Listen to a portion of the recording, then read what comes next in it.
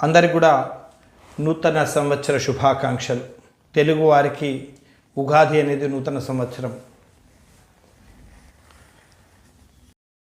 ఈ యుగాది అనేది యుగమునకు ఆది, అంటే యుగము ఈ రోజు నుంచే ప్రారంభమైంది కనుక దీన్ని యుగాదిగా జరుపుకుంటాం.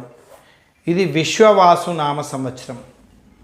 ఈ విశ్వవాసు నామ సంవత్సరం మరి ఉగాది పండుగను ఏ విధంగా జరుపుకోవాలి అంటే ఉగాది రోజు ప్రాతకాలమే నిద్రలేవాలి. అంటే సూర్యోదయం కాకముందే స్నానము, కాలకృత్యాలు ఆచరించి స్నానం కూడా పూర్తి చేయాలి ఉదయం. ఎందుకంటే ప్రాతకాలంలో ఎట్లా చేయాలి? అభ్యంగన స్నానం, శరీరంకు నూనె రాచుకొని స్నానం ఆచరించాలి.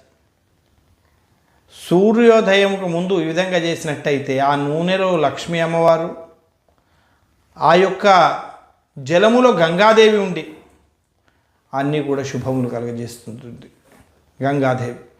గంగాదేవి ఆరోగ్యాన్ని ప్రసాదిస్తుంది, లక్ష్మీదేవి ధనమును ప్రసాదిస్తుంది. అందుకే ప్రాతకాలము అంటే సూర్యోదయానికి ముందే మన స్థానము, మన కాలకృత్యాలన్నీ కూడా పూర్తి చేసుకోవాలి. తరువాత ఏం చేయాలి? కాలపురుషుని ఆరాధన అంటే గణపతి పూజ. కాలపురుషుడు అంటే ఇష్టమైన దైవము, ఆ యొక్క మనకు ఇష్టమైన దైవారాధన కూడా చేయాలి.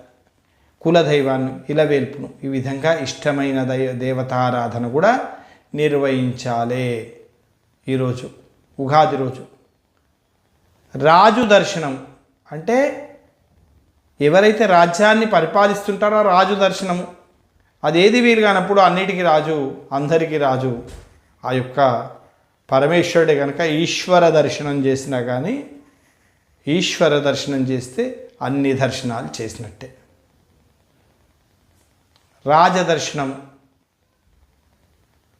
అదేవిధంగా ఉగాది పచ్చడి, షడ్రుచులతోని 6 రుచులతో కూడుకున్న ఉగాది పచ్చడిని సేవించడం,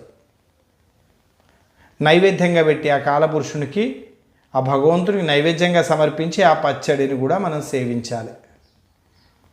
ముఖ్యమైనది ధ్వజారోహణము, అంటే ఇంటిపైన ధ్వజమును ఎగరవేయాలి. అన్నిటికంటే ముఖ్యమైనది పంచాంగ శ్రవణం, అంటే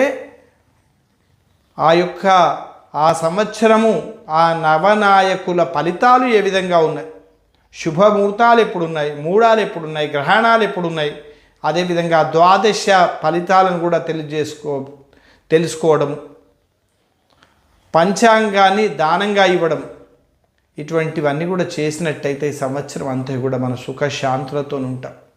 పంచాంగ శ్రవణాన్ని ఆచరించడం వల్ల శ్రీ కళ్యాణ గుణావహం రిపుహరం దుస్వప్న దోషాపహం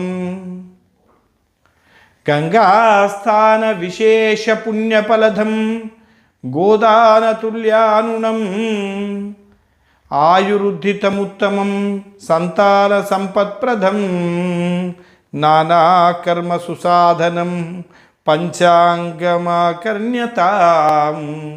కళ్యాణ గుణాభవం అంటే అన్ని శుభవార్తలే వింటామట, అన్ని శుభవార్తలు వింటాము.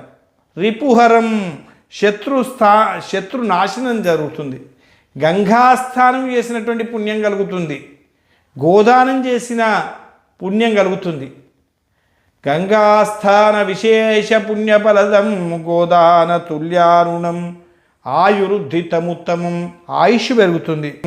సంతానము సంపత్కరం, సంతానము సంపదలు కూడా కలుగుతాయి. అదేవిధంగా అన్ని కర్మలు అంటే అన్నిట్లో కూడా విజయం సాధిస్తాం. అందుకే ఈ ఉగాది రోజు ప్రతి ఒక్కరు కూడా ఆ పంచాంగంలోని యొక్క ఆ నవనాయకుల ఫలితాలు, ఈ సంవత్సరం ఎట్లా ఉంది అనే విశేషాలను తెలుసుకొని మనం అందరం కూడా సుఖజీవనం గడపడానికి వీలుంటుంది.